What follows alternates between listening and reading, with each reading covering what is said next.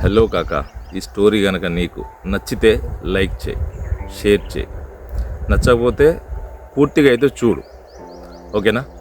ఒక స్కూల్లో ఒక స్టూడెంట్ ఉంటాడు. ఆ స్టూడెంట్ 7th క్లాస్లోనే ఫెయిల్యూర్, అంటే అప్పట్లో బోర్డు ఎగ్జామ్ ఉండే. ఆ బోర్డు ఎగ్జామ్ ఫెయిల్యూర్ అయ్యి మళ్ళీ సప్లీ రాసి 7thలోనే సప్లీ రాసి పాస్ అయిన వ్యక్తి.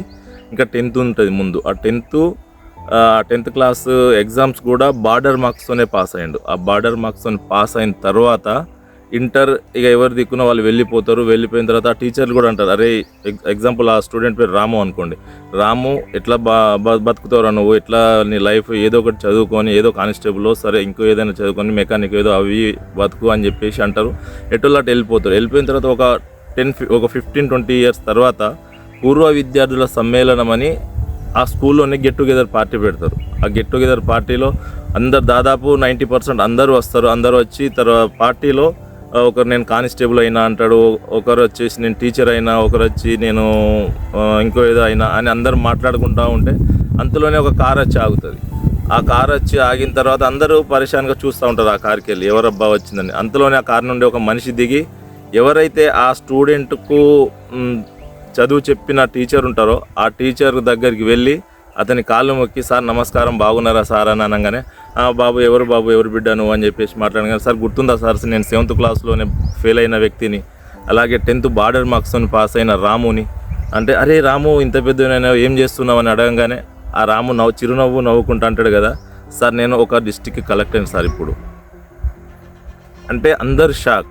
10thలోనే 7th బోర్డు ఎగ్జామ్లోనే ఫెయిల్ అయిన వ్యక్తి, 10th బార్డర్ పాస్ అయిన వ్యక్తి ఒక కలెక్టర్ అవ్వడం అనేది ఆశ్చర్యంగా అనిపించింది అందరికీ. అలాగే ఈ మ్యాటర్ ఏంటంటే, ఎవరి లైఫ్ ఎప్పుడు మారుతుందో తెలియదు, ఎవరి లైఫ్ ఎప్పుడు సక్సెస్ అయితే తెలియదు. మనం నిరంతరం కృషి చేస్తూనే ఉండాలి. ఏ వర్క్ అయినా పర్లేదు, ఎలాంటి వర్క్ అయినా పర్లేదు, ఎప్పుడు కానీ గివప్ తీసుకోవద్దు. మనం రేపు సక్సెస్ అవుతామా, ఎల్లుండి సక్సెస్ అవుతామా.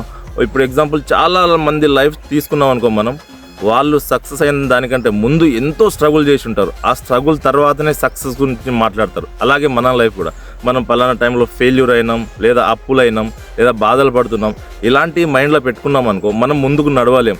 చాలా లైఫ్లో నేను కూడా కొందరి లైఫ్లు చూస్తూ ఉన్నా. ఒక 6 సంవత్సరాల కింద 10 సంవత్సరాల కింద చాలా స్ట్రగుల్. మా ఊర్లోనే ఎగ్జాంపుల్ మాకు తెలిసిన వ్యక్తి ఒక ఆయన ఉన్నాడు. చాలా పూర్ ప్లస్ అప్పుల బాధలైన వ్యక్తి.